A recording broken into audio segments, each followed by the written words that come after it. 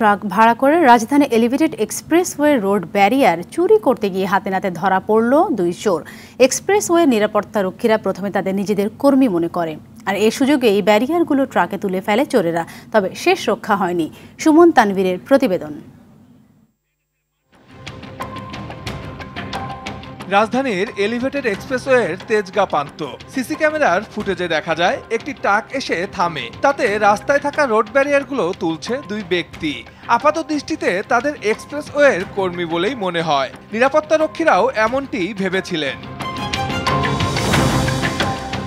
সেই সুযোগে সবগুলো ব্যারিয়ার টাকে তুলে সামনের দিকে আগাতে থাকেন সাদ্দাম ও সুমন নামের ওই দুই ব্যক্তি। কিছুক্ষণের মধ্যেই ঊর্ধ্বতনরা এ ফুটেজ দেখে শনাক্ত করেন এ দুই ব্যক্তি তাদের কর্মী নন। এরপরই এক্সপ্রেসওয়ে নিরাপত্তা কর্মীরা ধাওয়া করে তাদের ধরে ফেলে। খবর দেওয়া হয় পুলিশকে। পুলিশ বলছে চুরির ঘটনা পরিকল্পিত।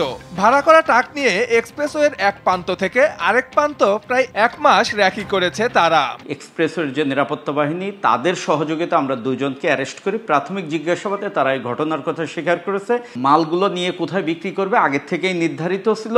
বিভিন্ন আবাসিকে এই ব্যারিয়ার ইউজ করে এই চোর সাদ্দাম সে কার কাছে বিক্রি করবে সেটা আগেই ঠিক করে এই মালামালগুলো চুরি করছিল। চুরি করা মালামাল বিভিন্ন হাউজিং সোসাইটির কাছে বিক্রি করার উদ্দেশ্য ছিল বলে জানায় গ্রেপ্তার ব্যক্তিরা।